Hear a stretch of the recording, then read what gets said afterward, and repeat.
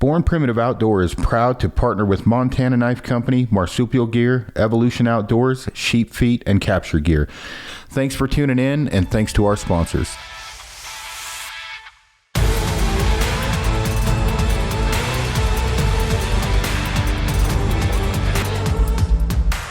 Good enough.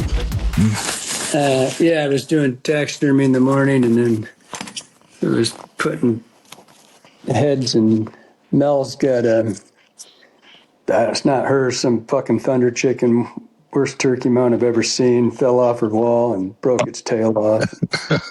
So I says, I'll fix it, but it was like, holy shit. And bad. Worst fucking mount. It's never been cleaned in like 30 years, and tail broke off with a shitty mount. I didn't know fuck all about it, but so trying to make sure things don't fall over on us. Cool. Dude. Yeah, just regular old shit. Yeah. So, did you guys deal with the flooding up there where you're at? No, Wasn't bad. Has it been colder than fuck and weird weather? Warm, cold, warm? No, it's been warm as shit. It's no. We've been 40 to. We had a really short window of nothing cold, no snow. I got a little here, like I'm down at the slide. I got a little here, but it's been, it's best ever for building that shop. I was like, oh shit, where you slammed. But I'd say we're averaging 40 degrees. We've had a shit ton of 50s. Yeah. There's no snow. You drive the valley. When I drive back to Ennis, you drive there and shit, you gotta get to 6,500 to even see snow. No shit. I went to Jackson nothing down low. I went to Jackson a couple days ago, and same kind of thing. There's snow in Jackson, but not much. Not much. I don't know what that's going to say for hunting season, but it's well, for us, it's really weird because it's the warmest winter anybody can know of, but yet we've got one of the highest water contents up high because we had so much 50 degrees shit. Big Sky, I don't know what they lost that one week. It rained so much, they lost a couple feet of base, right? Yeah. But that's great, goes into the water table. I think Yellowstone's at like 123%. Oh, no shit. Yeah, they got snow, but we got nothing. Been beautiful. Shit, I was just looking at the forecast for next week when we're going to be pouring the foundation for the shop. 50 degrees. No shit. I don't know. I've never seen anything like this. No, not in February. But it's great because we got the water. We got all the water in the world, Yeah. And none of this shit means anything. It's all about March and April anyway, getting that when it comes in then. So, yeah. And there's enough snow for the skiers, so. Yeah, well, that's important. So I wing these podcasts and I don't ever prep for them. So one thing I was going to ask, they're way better when you wing them. So listening to your podcast, which I don't listen to all of them, but quite a bit of them. Where did you find your little partner in crime? Did he just show up one day and be like, fuck, I want to get out of my life? Or where'd you find him? I wish he'd get out of his life. He's still a liberal. That's funny. He and another friend of his applied. I think they were here fishing, and then they saw the job, and they did a group resume, and it was a total joke. It was just they'd take pictures at like football games and superimpose my head into the pictures, and just the dumbest fucking thing you ever read in your life is their favorite bird, blue-footed dodo. What the fuck is that about? And the next thing you know, there's a picture of me with some coach in an NFL game, and it was just. But I had met them the year before, and they were pretty badass in their drive for fishing, right? They were doing all-nighters. They were fishing all night on the lakes and in the rivers, and I don't think they get that there's things that'll eat you out there.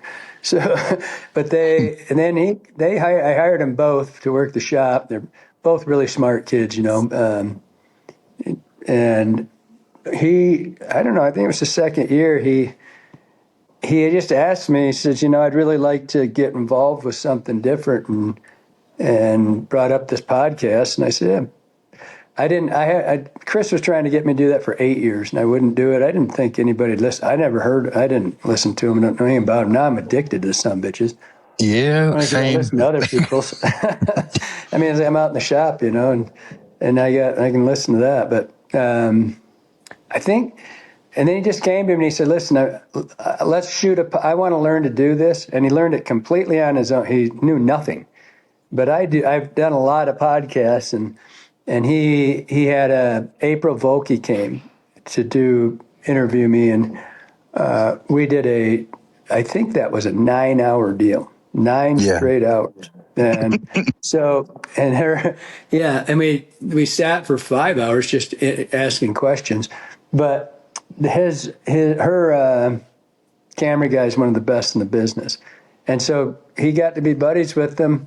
And he said, let's just shoot one. If it sucks, we won't do it. And he basically just did it on his own.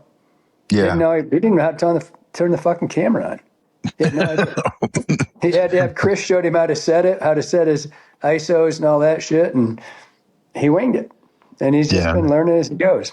So it's been good. I mean, as far as I don't know how you are, but I got to listen to somebody that's like me, or the same kind of, because I've listened to some fly fishing podcasts that I was just going to take a knife and fucking stab myself in the eye when I got done with it. You know what I mean? I'm like, for me, even if it's extremely informational, it's pretty hard. I'm not going to mention any names, but maybe a newer age, different thinking than I was raised type of a podcast. There was a spiel a guy did about, he got new gear and new camo shirts and he was a fish assassin. And at the end, he was apologizing for it. And I'm like, man, what the fuck am I listening to? I was just like, what? So that's one of the reasons catering to you is you're a little bit, maybe raised more like I was, right? So it's a little bit different, but how certain of it. how on a day-to-day basis that you're knowing guiding and the hunting side of things and every day-to-day people coming into your store, is it like when I go to Boulder, Colorado to people watch where I'm like, what the fuck's gonna happen next? nothing's like fucking Boulder. Is it do you get it's pretty cool there once? So I saw some 6'5" guy put himself in a 3-foot box, 3x3 box. I'm like, he's got anything like it in my life. No, it's not at all. It's it's not. It seems to be a lot more. I mean, there's always a few, but it's not. No one has to wonder about what side I take. And I got my window of shame where it's all the Hillary will eat your kids, and my border collie has more sense than Obama, and there's just all these stickers, and frankly, I never put any of them up. People bring them to me, right? Yeah. So they're looking at the window, and every once in a while, somebody will say, there's one gal, she's pretty vocal that she wanted equal representation. I says, well, a few million, you could buy the joint. You put everything you want in that fucking But that's no shit. No, not really. It's pretty. They seem to be, or they just don't, I don't go around spouting off anything to them. So they, and all my friends are freaking liberals. I mean, so they're in there picking on me all day. So it's all, I don't know. I'm surrounded by them. Johnny says I do it on purpose. I says, maybe you're right. I don't know. I seem to have a lot of you guys around me. Is Johnny liberal too? Nah, but Johnny's about as centrist as anyone can get. He's more maybe libertarian. He just views he studies things, and he doesn't I think they're all fucking crooks too, but he doesn't get to, and he doesn't get in it. He won't go down the road with you. Yeah, that's probably good policy, but. Yeah, he has a thing in his boat. He says, can you hear that dog whining? I'm about to shoot her. That probably No. And I got my puppy. I don't know if you saw, I don't know, but you watch What's Social. I have a 6-week-old, hold on, I'll show you this little shit knocker. You see that? It's all blurry. I can see something's ass, I think. Little gray thing. Yeah. No, I'm in the way of it. My picture's in the way of it. Yeah, I see it. Let's see. Healer. Yeah. So I got Healer? 250-pound Pyrenees and then a 4-pound healer right now, but none of them are talking. So I feel your pain. But so, watching, a ton of your different stuff or whatever. So Johnny has been with you for how long? 23 years, I think. And did you know? Go ahead. No, I didn't know Johnny. No. Did you know he was going to be special? He seems like a different kill human. Son of a bitch. No, I wanted to kill him. I almost did. He, it was a kind of a strange thing. He was drinking a lot and kept wrecking cars, and I was getting more and more pissed. And then one day I got out of. I used to work out at 5 a.m, so I get it done and go fish at night. And I looked out at my wood pile and the fucker's sitting on it. And I went out and I just got raged. And I just said, anybody dead? And he goes, no. I says, you need to get your ass off my fucking property right now. I'm going to beat you to death. and he said, yeah, I know. And he started walking. I swear to you, Aaron, I swear I heard a voice about 5 feet behind me and about a foot above me say, he's a really good kid. I swear to you, I turned around and looked to see if somebody was fucking standing there.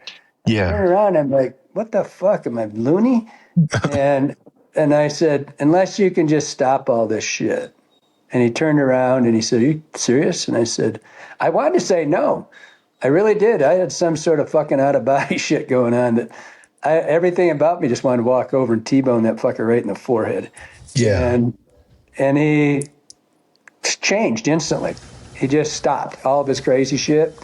And greatest thing that ever happened to me, because that guy is, oh my God, he's the best guide I've ever seen, probably the best person I've ever known. He's just that guy. He just has, he doesn't have any negative. He won't, like in his boat, he's got 3 rules. No politics, no religion, and no Phil Collins. I don't know what the fuck his problem is with Phil Collins, but he doesn't like him.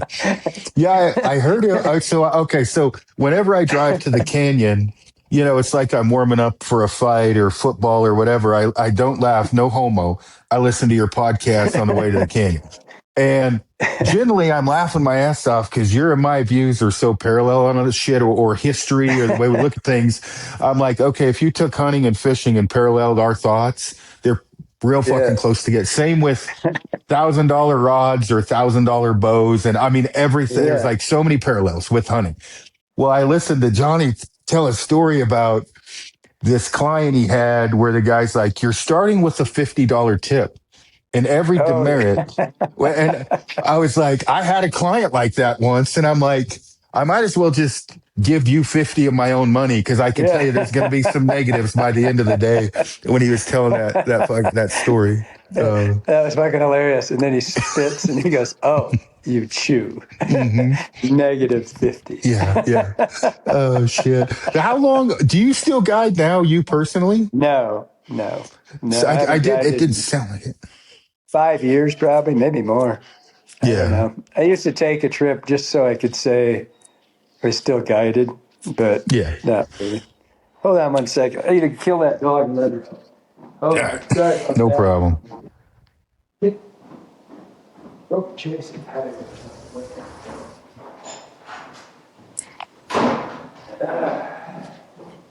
It's been outside for 6 hours in the snow.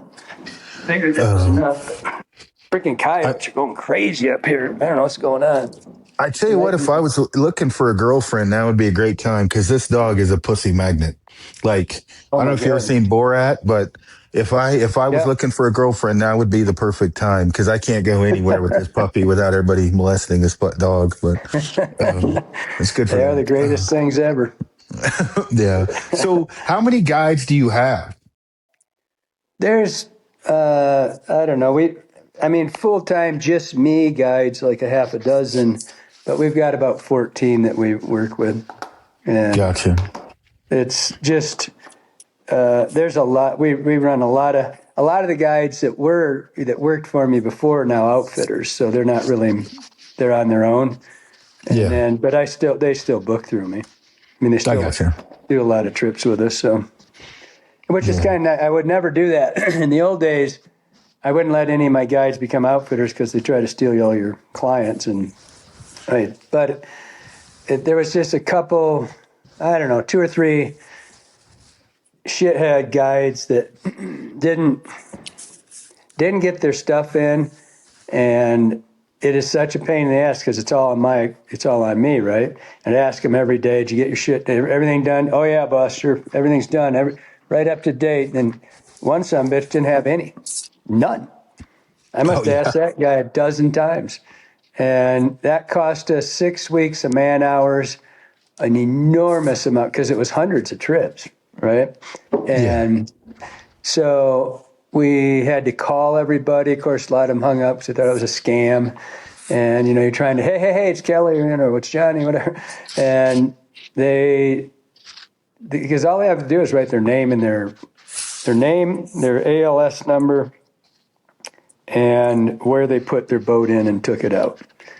Yeah. Not a big ask out of somebody, And so, and then so then the guys started getting their outfitters, and I said, it doesn't mean shit to me. That's on them, right? And their insurance and all that stuff. So, and I didn't have anybody try to steal customers. I just, they basically just started doing their own thing, and on the off, they could book themselves when they wanted to. So, yeah. So do you generally make well, I mean, you tell me to fuck off. This is somewhat of a financial question. Sales in the store compared to guiding, compared to your guides, is the guiding overly profitable, or is it just something you kind of have to do because you have a fly shop and you make some money with it? Or are there days where you're like, this guiding thing is a pain in my ass and I don't want to fuck with it anymore? Well, again, back to Johnny. Johnny's my head guide. Johnny's a lot like Rip. Right, he's a nice guy, kind of, but he's a big guy, and he doesn't tolerate bullshit, Yeah. And he's the first one in, last one out, first one on the water. But he comes back, checks all the guides. He's always on top of them, and I guided for almost 45 years, right? Yeah. And I always had a staff in Michigan too. And I know how hard it is to do that job.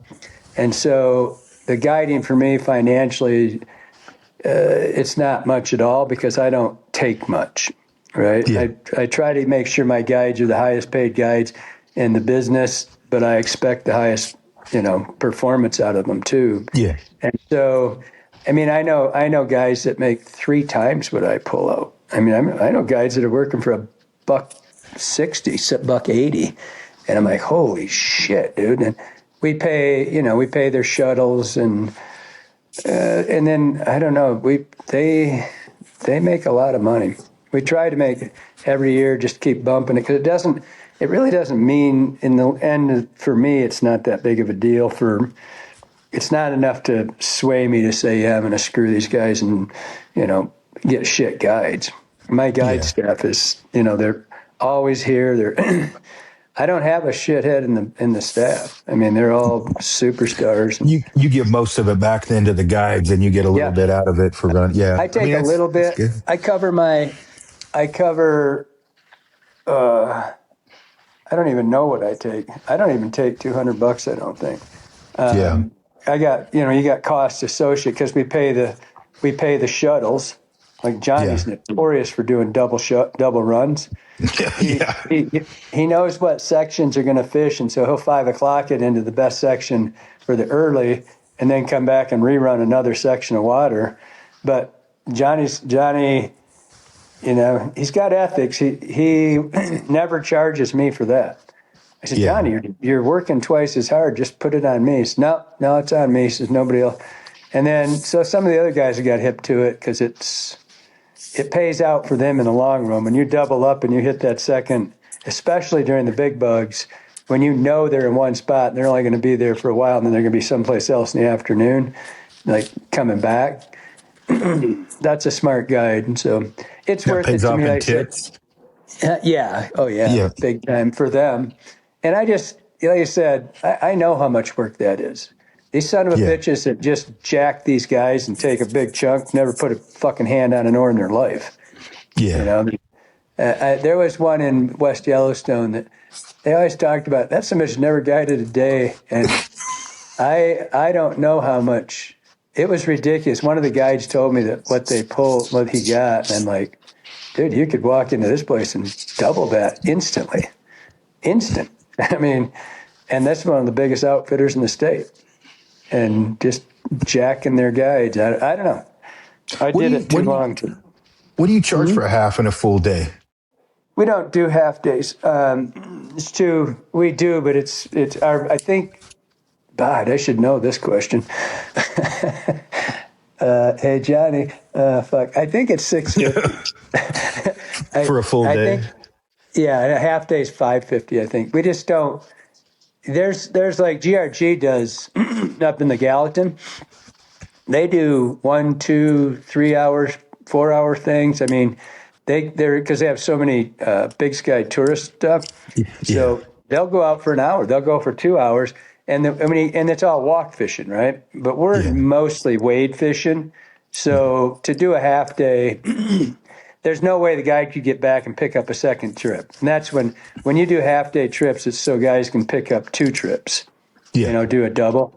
And Yeah. so, but it's just, that's not conducive to where I'm at. So and we do probably less than a dozen walk trips a year.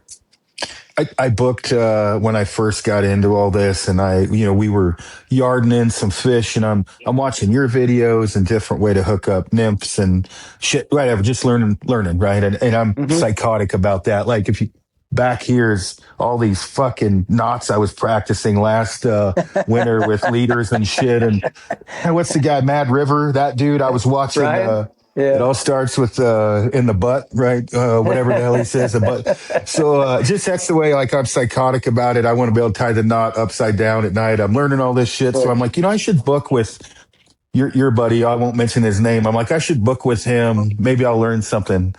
And it was funny because I have guided a lot, but not fishing. So there's certain shit you have to do, like throw a guy behind a spotter because there's absolutely fucking nothing to do and make him feel good that we're doing something. That's how I felt. He had to take up 8 hours, and we're doing ring around the fucking Rosie in these spots that I know aren't great. And finally, I'm like, dude, fuck this, paddle ahead of everyone and let's get to the good holes before these guys do. I don't give a shit if it's 3 hours. As long as we catch fish, I don't care about. And he's like, really? And I'm like, dude, I know this hole sucks. I floated this fucker 20 times already. Like, let's go.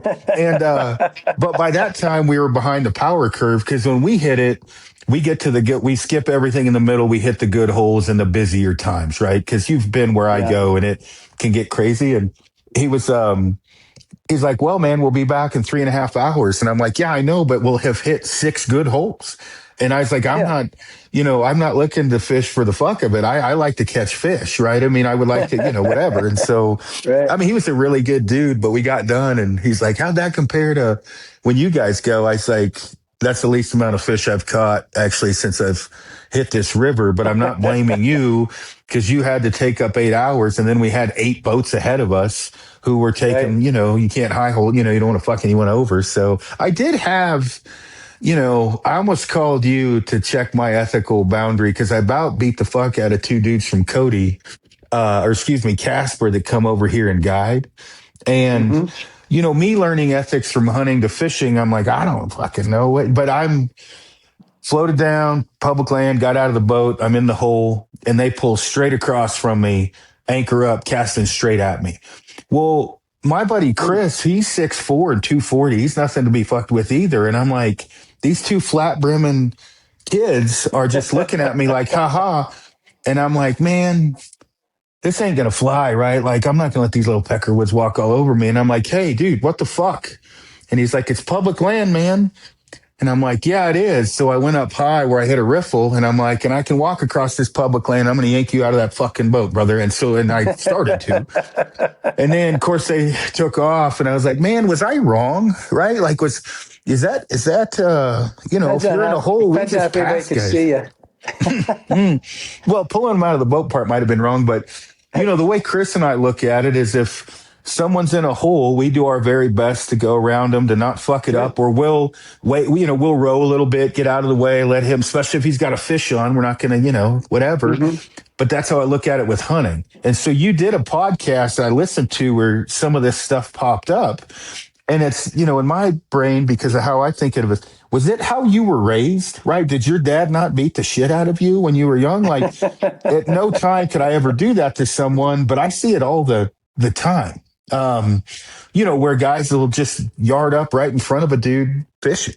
Is that a problem where you're at? Oh yeah. Oh yeah. It's and you know, it's we try not to. We got you basically because you if it's a guide, then it's a different story. But with the people coming out of Bozeman that would just have their heads up their ass, and there's not much. You couldn't pull them all out of the boat. I mean, you can talk to them. A guide's a whole different scenario. That's you know, they should know the. I kind of got put in a weird position over on the Bighorn the other day. Last time I was there, and I had never been there for a long time. And they do that circle jerk thing where they daisy chain. They just keep going in a circle in a pool. Yeah. And this guy's, I'm behind this guy, and he's on anchor. So I pulled in and I'm running this bank, and all of a sudden he's right behind me. And I'm like, whoa, fuck, maybe I shouldn't have. And all of a sudden he's gone. He's floating the same 100 yards. And he kind of gave me this dirty look like I pulled, he's on anchor. I thought, but he was really dragging anchor.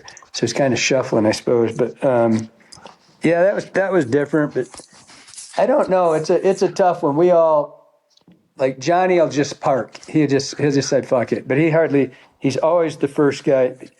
Well, there's one, Joey D sometimes will beat Johnny. It's pretty rare, which is really, really rare because he owns a shop and he's probably one of the hardest working guides out there. But Johnny will just anchor up and just say, fuck it, let him go. Yeah. But if that thing right beside you, that's definitely got to be addressed. I mean, I don't go dunk their heads anymore. I did. And when in the old days, I had a couple. I had twice where it was really cool on one of them because it was on the PM, and another. I was in the oldie hole, and some guy walked. He literally out shouldered right next. It's a run that you can run two. It's a steelhead run. You can run two customers in it. Period. It's really, but it's kind of tight with two. And this guy came right past me and walked right next to my customer. Right, he's downstream of me. I'm 3 feet from him. This guy goes just beside me and starts casting the hole. I go, "You must be kidding, right?" And he says, "You don't own this river." He says, "Well, that's true." I said, "But you're not going to fish here." I said, "I got two guys. This hole's not big enough for three guys. You know that." And he said, "Go fuck yourself." So I reached over, reached underneath him, got him by reached underneath his shoulder and his throat, pulled his fucking head underwater. That fucker started flailing he's a pretty big guy too. He didn't have much fight in him. And he just started flailing and you crazy fucker. And he dropped his rod. And I picked his rod up. He's running to shore because his wader's all full and he's coughing. And I took his rod and set it beside him. I says, you got that's bad manners, man. And he goes, "I'm calling the police, blah, blah, blah." And he did. But it's his word against mine that he just fell in. But there was another guy up on a hill watching. And man, and he worked for a big shop there. I don't know what he told everybody, but God dang, it was great for about 2 weeks. I pull into a run, guys just take off. It was like, and finally, and he was really weird too. He's like, "Hey, Kelly, how you doing? Everything okay? You feeling good today?" I said, "Yeah, I feel great." "Wow, what the fuck?" And after about a week of it, I said, "What the fuck is wrong with you?" "Well, I don't know. You kind of had a psychotic moment." I said, "What are you talking?" I didn't know anybody saw it, and He says, I saw you try to kill that guy. I said, if I tried to kill him, motherfucker, he'd be Yeah, dead. he'd be dead. Yeah. I said, I took him for a swim. He barely got wet. I said, I pulled his head under for a second. I didn't hold it down. I would have, but he got the I point have and he left. I have a funny story. So we float, where we float, one of the areas, right? And we get out. I get out, and it's very competitive there, right? And I'm a known personality or whatever in the hunting world, and I knew there was some people irritated I was floating that or whatever, and so I had heard that. So I get to my truck, and there's a note on my window, and it says, "Stay off of my river. I know who you are. I will find you." And I'm like, well, fuck, I'm right here. Just wait at my truck. Right. So right when I pick it up, I walk back to the dude I'm with, and I can see the outfitter that's the guide that's getting out looks, and I'm like, and he gets on the phone, and I'm like, it was fucking him. So I grab my fucking gun, and I drop the mag, and I eject the shell, and I catch it, and I'm looking at him, and I pop the mag. I'm just being a dick. Right. And I'm like doing this, like, you got something to. Fucking 3 hours later, my buddy calls me. He's like, "Did you get my note?" And I'm like, "What?" And he goes, "That note, dude, I left it." And I'm like, "For the love of Christ, dude, I about fucking killed a guy." I'm like, "You can't do that shit." I was like, "I thought it was the guide." And I talked about this on another podcast, and he was like, "Dude, my wife told me," she's like, "you better call him and tell him, because I get if somebody wants to talk to me and say, 'Hey man, don't post photos of this,' or it's I get it, right? But it's no secret where I fish, right? I mean, it's pretty well known. So, but I thought it was this guy trying to scare me, and I'm like, "Oh, you wrong fucking guy, dude." Like, yeah. So I ended up running into the dude I scared the fuck out of later and told him the story, and I was like, "Dude, I'm fucking sorry." He was like, "Man, I didn't know what I did. I just knew my only option was jump in that boat and float down the river because you looked pissed."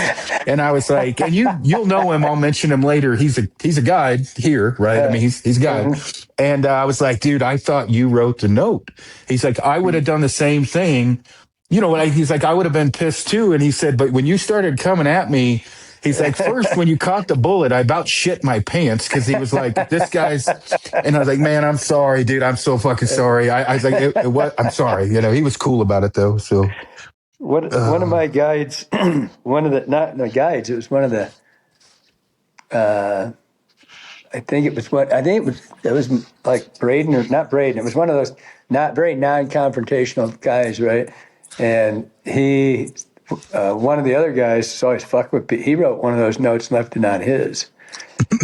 And all shelled. I mean, he did. There's all hell broke loose, and they were gonna go midnight get this guy. So then finally he said the same fucking thing. "Did you get my note?" And he goes, "What are you talking about?" He goes, "You stupid son of a bitch." He goes, "Yeah, I forgot to tell you." Oh, Lord.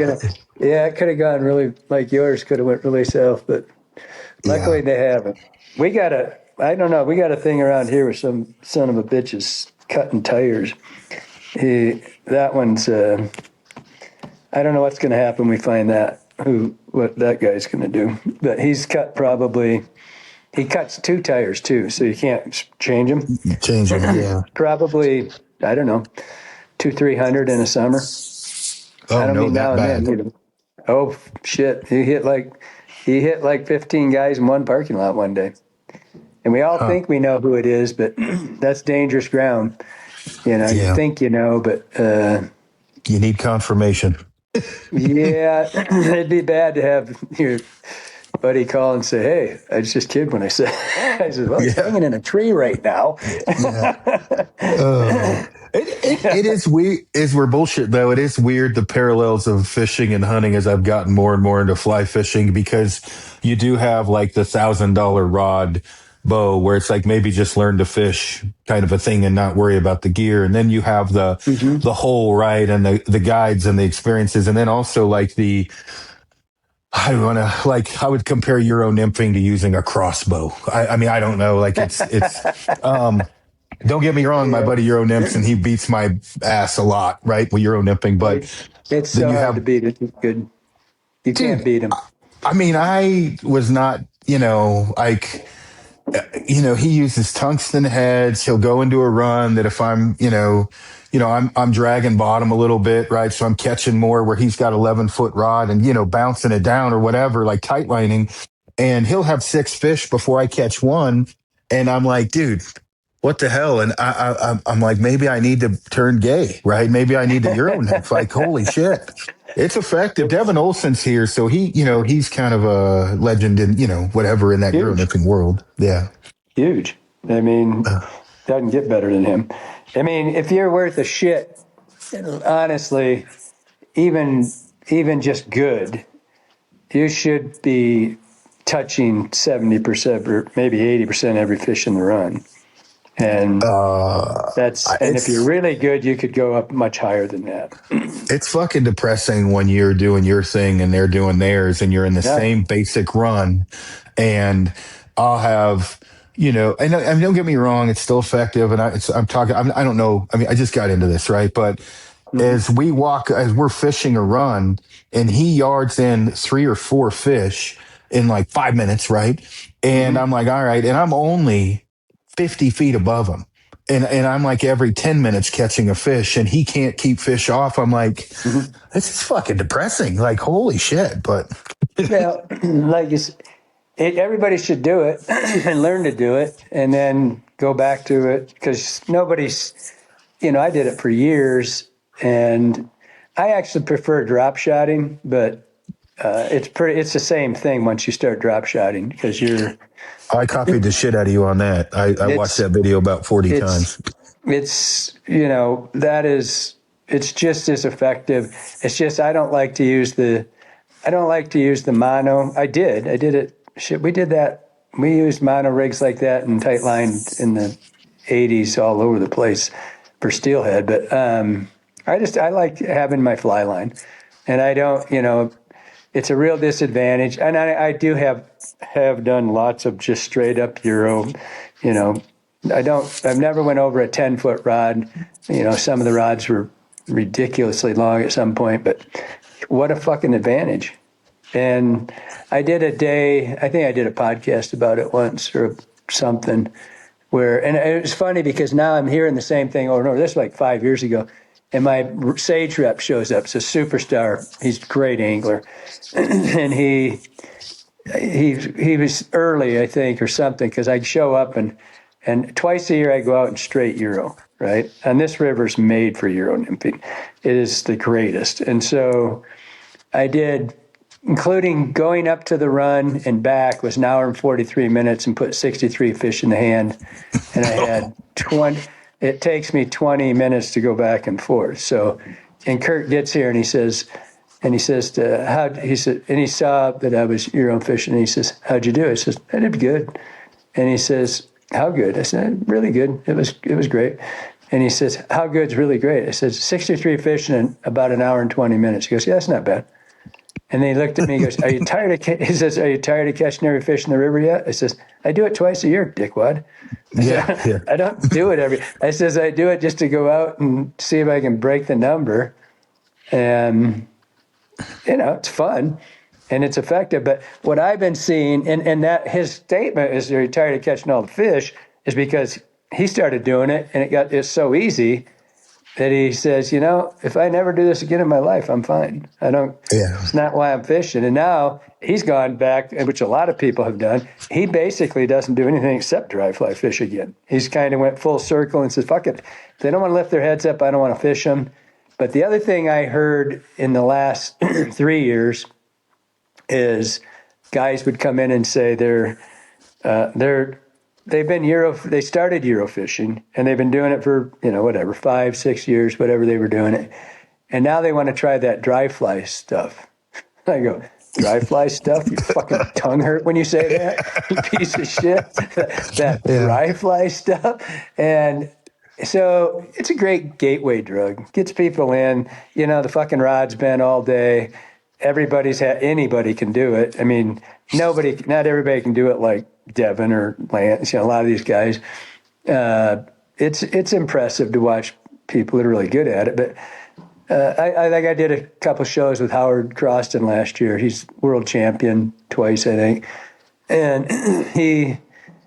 we go out, and as soon as we were done with the show, he said, or as soon as we were done shooting it, he says, yeah, let's dry fly fish. So everybody's the same. Yeah, and I mean, obviously, like I said, all the parallels or whatever in hunting and fishing. There for a little bit, I was kind of getting on forums and stuff, kind of reading and whatever. And the hate is definitely the same from, the same shit talking and the same hate and the same whatever. You Sure. get that on both sides, but I think that, obviously I'm blessed with where I live. Here you see way more straight. You don't see as much Euro nymphing here. Surprisingly, it's they're nymphing, right? They're just running, Oros Yep. indicator and whatever. The streamer thing, like, I'm still learning that or whatever. Like, you don't see guys streamer fish here as much as I thought you would. In comparison, and I'm just saying this because I run into so many people while I'm, out there. But I went out once because I hadn't fished the area where I'm at with Rapalis before or Rapalis or anything like that. Oh fuck, it's like cheating. Holy shit! It's wonderful. Oh, dude, I went out and, for me, if I fish a good half day, 3/4 of a day streamer and I hook on to 3 browns, I'm, or a couple rainbows, but you know what? I'm pretty excited and I've caught some decent browns in there. Shit, I hooked 3 browns in 10 fucking minutes with the X wrap. I mean, I was like, wow. Yeah. Way to get into the soft plastics, isn't it? Really. You take a 3.5, 4-inch paddle tail swim bait with I don't know, 1/8 ounce, 3/16 jig head. You can't get that son of a bitch back to you. But So they eat the shit out of it, though. The problem is you got to take like a dozens with you because they tear them to pieces. Buddy of mine here, I tried that once. I took a Marabou 3/16 1/8 ounce Marabou jig and I took a power bait gulp and just hooked it in the face. Wow. Like, dude, the strikes on that. But what I started doing is my buddy Chris started tying the flies to mimic that look. And so What I did. I mean, yeah, that's right. Chris was like, "What'd you use?" I said, "I had a chartreuse 1/8 ounce Marabou jig, and then I hooked a kind of a whitish brown gulp to it." And so he whipped one up, right? And we went out, and I mean, obviously, it's not as effective because I can't, yard it out. But I mean, he was like checking in. He's like, "How'd it go today?" I'm like, "Dude, I think I posted photos of a couple." I was like, "I had 6 fish in like one morning. 2 of them were with your peanut." Or 3 with your peanut envy. The thing I'm learning now is obviously first was color. Now is like, okay, this run is a lot better for like a jigging style. This is, retrieve or whatever. Cause there's some runs where I'm at, which you've been here, right? Like you can jig the shit and just bounce it. Right. And I'm learning all this. So it's been exciting for me. That's good because most people in the streamer game never learn anything. I would say 90% of the anglers just pull. The jigging or stalling or anything that you would do. Part of it is people like us who started with gear or never got away. I never quit gear fishing. I love it. And somebody wrote in one of my podcasts, said that he says, "Give it up. You're nothing but a fucking glorified, spinner fisherman." I said, "Fuck you, dude. I'm a rap guy." Spinners are great. But I never quit jigging. Oh my God. If you went out, if people would figure out how to jig real jigs, or in particular paddle tail stuff, all that soft plastic. Oh my God, I don't know if there'd be a fish left in these rivers. And so the guy wrote and was trying to make me mad or something. I don't give a fuck. That's the best compliment I ever had. You're just a glorified bass guy. Fuck, I wish I was that good. But that's all I did. I just watched the bass guy. I mean, I bass fished all my life. And I just started mimicking it because my buddies who threw gear, in particular, a Bedford guy that Jim Bedford wrote the book on spinners. I've never seen anybody can catch more. If you're good, if you can run a 12 blade rotation per foot upstream on a 2 or 3 spinner, you'll catch every fish in that river. And I watched these guys fish that were way out of, way better than I was. And it was almost stupid what they could do. I mean, it's almost like they could just say, yeah, there's one. I'm going to get this one. And they would just know. And what they could do with their baits, especially in the glide baits started showing up and stalling baits where it wasn't just, most people go out and throw them, just reel them in, right? Just like they do a streamer, throw it out, pull the fucking thing in as fast as they can. And when you start learning to stall and, shit like that, or like I love trying to build glide. That's what the or the Slick Willie, that was a glide bait, trying to get one that would, it wasn't as good on a glide as it was reactionary, but getting a bait that would kind of serpentine and still have motion and still hold shape and all that shit. Oh, and because my favorite is to stall a bait. Just, I like to read the water coming at me. I don't just blind fish. I'm looking at that and I'm looking for dumps, little buckets that something in there, and I can stall the fly, right? Just like come ripping it because they're going off that vibration. They can feel it. And you come and stall that fly and kind of kill it right over something. Holy shit. It's like I'd do that the rest of my life if I could. I with what you're saying, obviously mimicking, like learning is like, okay, I look at a run, because where I'm at, I can, look like, okay, let's try this. And then I think I had a bangtail. I don't have all your fly names memorized, but there was a run and I'm running, the system. Well, hell, I think I called you when I bought your, that Echo streamer rod, and then I got 250 grain, sinking line. And so I think I threw a bang tail on, and there was like a run you're talking about, and yarded it up as far as I could. And then I would bounce it, and right when it would hit that pool, it drop and I'd rip it. And that was the first time I visually saw just this insane fucking like sparkle of a brown hammer my shit. The problem I had the first time I missed it was I had too much slack in my line, and you would have laughed because I'm like trying to I'm all fucked up, right? Like I'm trying to set the hook because I'm like, okay, I'm 25% there, right? I've got part of it down because, as far as reading the water, but it's insane. I say insane for me. It's intriguing because learning wise, like, okay, I got to get the color right. I got to get the fly right for that specific run. Am I just yarding it in? Am I going to jig it down or whatever else? And then learning what flies work best for each one. So, for me, I'm constantly fucking around trying to, figure shit out. I have been lucky, but a lot of that is because of where I'm at, right? Like I'm in a really good spot to learn and feel good about myself, because Browns wise here. Go ahead. I was going to say, you got great water. That's all I was going to say. Yeah. It's just, it's fun. And I mean, our water compared to yours, we don't get giant browns here, but they're pretty damn big. I've caught a couple in that 2 foot range, but like. Let me get you something that we don't get many 2-footers. This river is not a 2-foot river. That's what's going. Is it a 18-ish? 20 is a good one? Yeah. I mean, you can 18 to 20 is nothing, but as soon as you crack 22, I mean, honestly, this is the most unique guide staff and fishing staff I've ever seen. It's nothing for me, for my guides to go out with, because all the shop guys have to fish at night. They don't have to fish every night, but we have to know they're fishing, so they're not just career drunks. And so there's nothing for a 2 to 3 boater 5 nights a week. The shop employees and then guides that are off jump back in. And so, and then they all fish like crazy by themselves too. But, and all the guides and all the trips, if we get 6 fish 2 foot a year, that's thousands of trips, mind you. That's a good 2 foot is a fucking giant. I'm spoiled is what it boils down to. You have, I mean, you have some pretty fucking epic water. Well, it's funny. The other day we were floating the lower portion that I hadn't, past the town. Yep. And I had got info from a dude he ties for, Foaling Mills. Great tire, gives me the info. He's like, hey, this is what you want to do. And he tells me this exact hole. He's like, when you get there, dude, he's like, you want to run 18 inches a leader, whatever. He's lined me out. We get to that hole, and there's this old dude that looks like a hobo.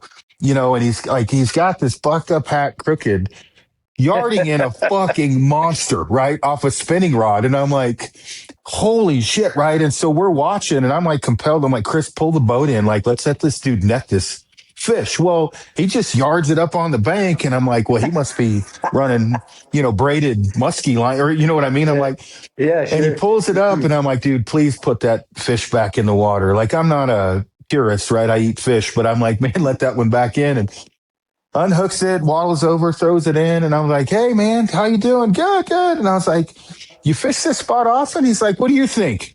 I'm like, "You do?" He's like, "Every day, right?" And I was like, "Cool." So we talked about size wise or whatever, and that lower section seems to be a little, well, not see, it's more streamer friendly. You get a lot of frog water. You got and I didn't know that. I'd only been fishing the other part, and so now obviously we're a little bit.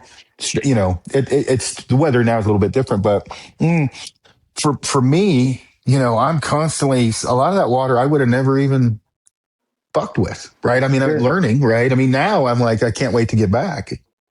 Yeah, that frog water thing, I've talked about that a lot in different shows and stuff, but most people blow through it. When I was over there last time, the guys were blowing through some of that water on me. I says, no. This is what I'm here for. Well, the one thing my buddy was talking about, who's a bass kind of all around fisherman, but a spin fisherman, he's like, dude, use your fucking brain.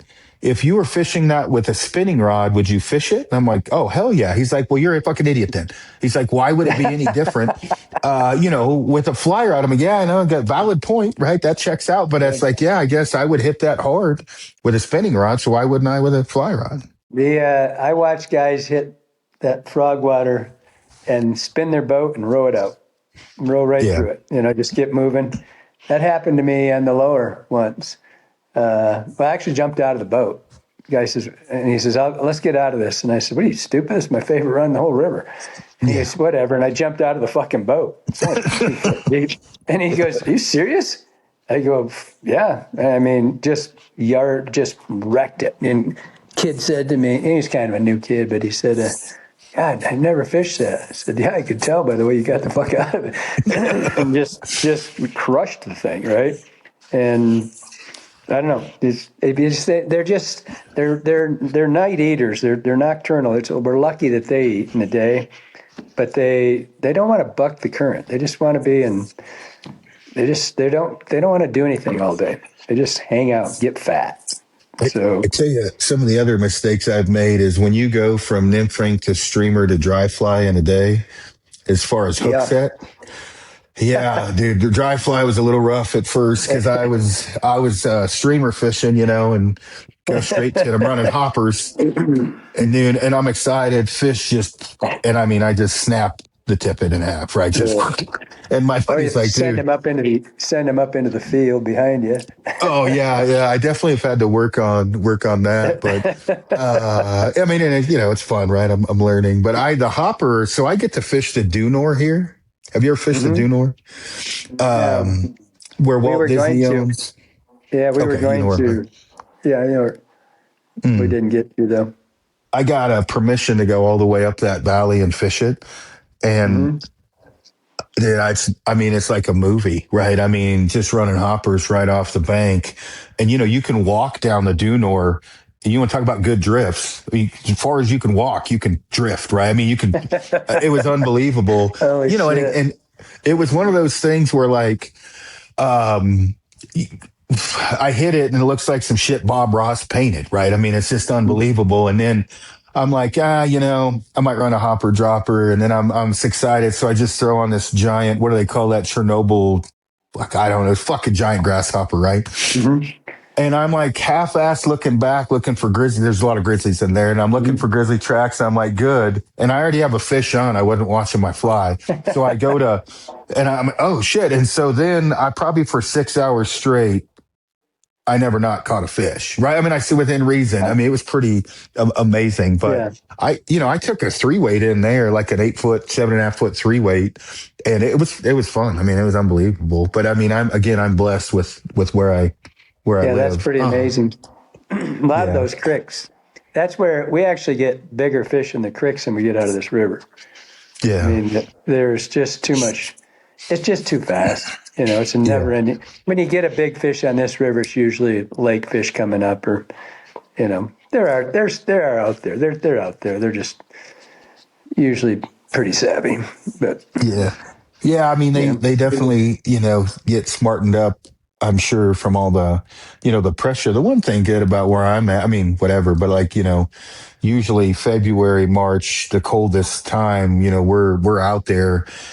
He wear heated socks and dress like that fat kid on, what was a Christmas Story, right? I'm bundled up, but I mean, there's not anybody hitting it really. And it's good. I mean, it's good, but same here.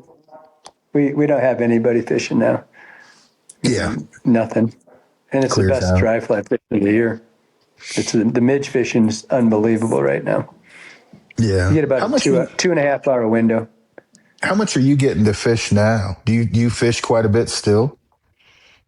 I could. I'm not right now just because of this build out of the new store. I've been kind of batshit crazy with all that. But and in the winter, I don't fish as much as I used to, but I can go out. I mean, I could throw off my front porch to the river.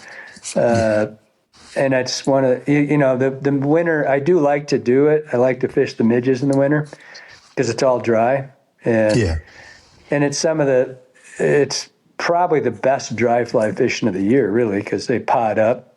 They look for specific types of water, pretty soft stuff, and nothing to have 20, 30 fish in a pool feeding and pick them. But they're not really getting after it too much. They still fight pretty good, but it's shorter. It's really, which is kind of nice because you can do them. But it's like I said, if you get a great day, 3 hours of really, really good dry fly fishing. Yeah. And then I usually call it at that. But this year's pretty non-existent, really. Just because, next week we pour concrete, which is unbelievable for us because I sent the concrete guy the picture. He's done 3 or 4 things for me in winter and off season before, maybe more than that. Couple houses. It's always sub-zero. And I just sent him the picture, and it's 50 degrees the day we pour. It's like it's crazy. There's no snow. It's great. So, and the access is unbelievable. But this river always has chunk ice in it, like flow ice in the lower. So it's you got to be in the upper river to float it. You get down below. It's got to be a pretty unique day where you don't get that morning flow ice. So it's mostly up here. So it's pretty good. Or go down to Idaho, down on the Snake. That's always good. I actually have a funny story to tell you before we hop off here. So where we can't float, in the canyon, right? So my ex-wife, she and I still get along, and she was gonna float the lower part where you put in and go through town. Mm-hmm. Everybody does that, drinking in tubes or whatever, and so she gets info, and it says it's easy to find. It's the first pull out when you go in the canyon. They're drinking, right? And they get in below the dam at the first park and try to float that shit-faced, no life jackets and tubes, thinking they're canyon? In the canyon, right? And so she's telling me this story, and I'm like, so I maybe potentially I've been in there when I wasn't supposed to, right? I know what they're about to go through, right? And so she's telling me this story. I'm like, did anyone fucking die? And she's like, well, literally in the first mile, we lost one tube. They're holding on to the other tube, all their clothing, because they had like a little dinghy raft with like a bag of beer and shit, right? And so where you go down a ways and you hit the private land and there's a house. Mm-hmm. They get there and they lost all their shoes and everything. So they're in bathing suits walking up to the highway to hitchhike because they'll probably get a ride. Yeah, no shit, right? But when she told me that, I was like, I'm going to tell Kelly that when I talk to him. I almost forgot. But shit. Yeah.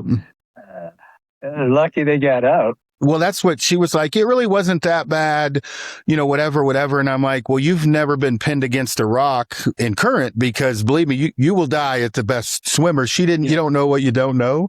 But she was like, it was weird because obviously Calhoun is very protective of that spot, right? Sure. And she was like, there was cars honking, and it was probably his guides going up to put in, like, what the hell are you guys floating down the river for, or whatever. So yeah. Shit. Yeah. Wow. Anyhow, well, We were talking about our life paralleling, and I just looked. I don't know why I just assumed it looks like somebody dressed us to look the same. Both got black and white shirts and look at yeah, no, like we're a couple Bobsy twins. you have to say no homo after that. I don't know if you oh shit. Well, at some point in time, I'll have to go up there, and I'll probably whatever. How early do you have to book to go with Johnny? It seems like he'd probably be the guy to go with.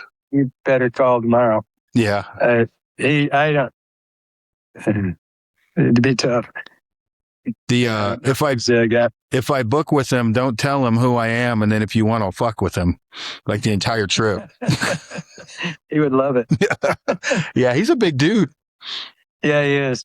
Luckily, he's pretty passive. Yeah.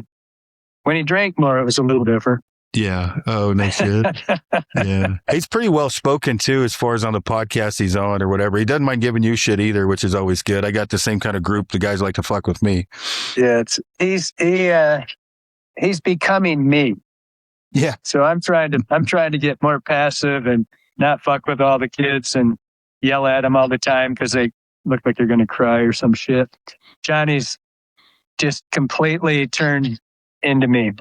I ask him all the time, I said, what's it like? What's it like to be a dick? It's got to be new to him. Well, it's funny, like guiding. I mean, obviously I only, whatever guide hunters, but like this year, I might have sent you a photo. I had a client, really big, great dude, right? Awesome guy, a little bit short for his weight. And, we see this giant bull and I'm like, okay, give me all your shit. I'll carry it up the mountain. And on the way up the mountain, he's like not doing well. And he's like, wait till you're my age. And I'm like, how old are you?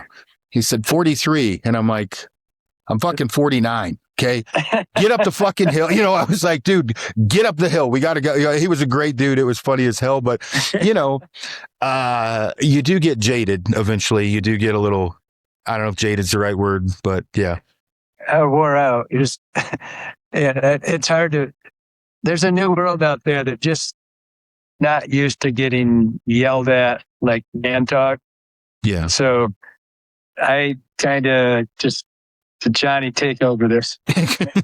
I hate hurting all their feelings. Yeah. Because you work with Clackacraft, don't you? Yes.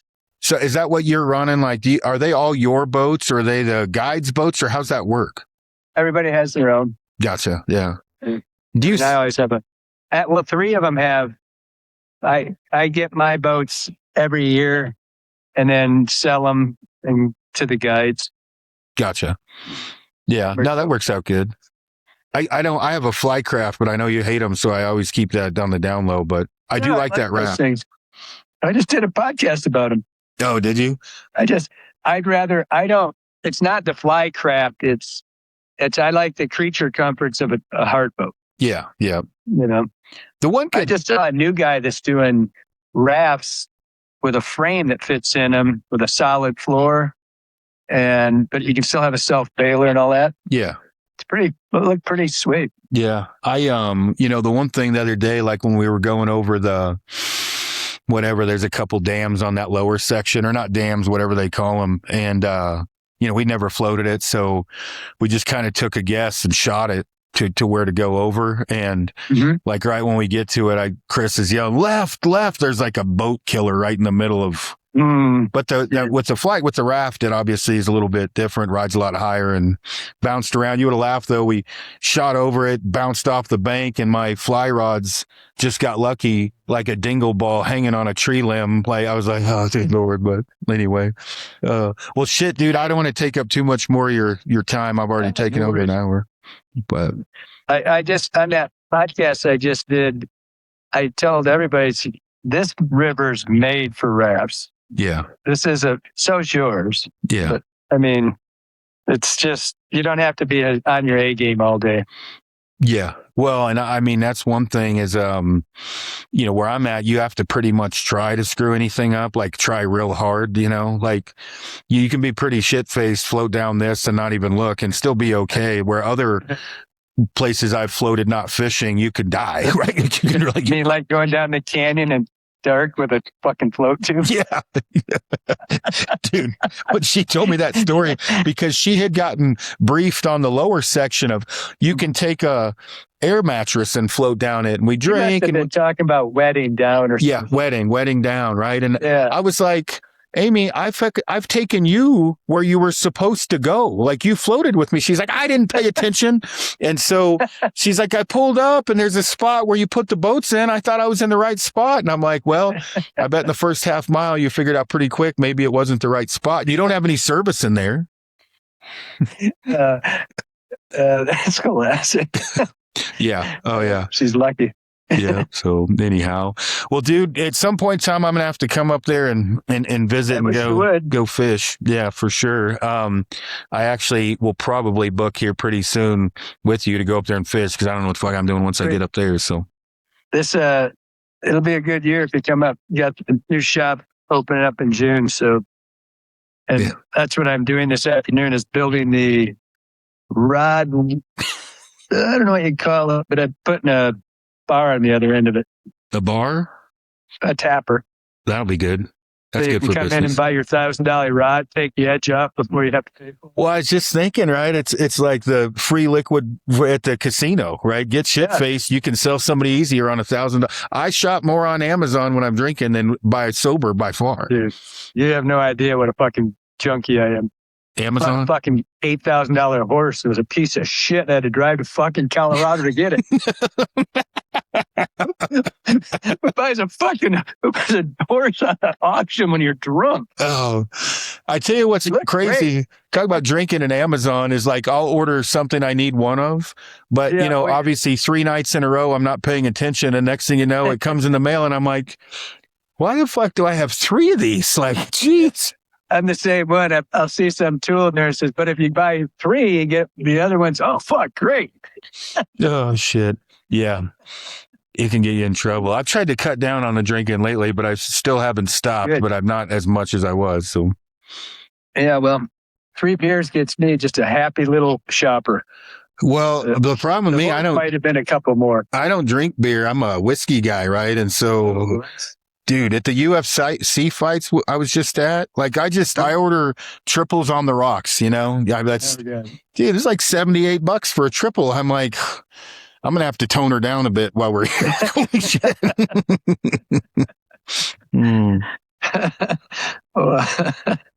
Yeah, maybe. Yeah, that was a good time. Cool. But yeah, look me up if you can. It'd be a blast. Hell yeah. All right, dude. I appreciate it, man. Take it easy. Thanks for coming on. You bet. Thanks for having me on. Appreciate it. See you, buddy.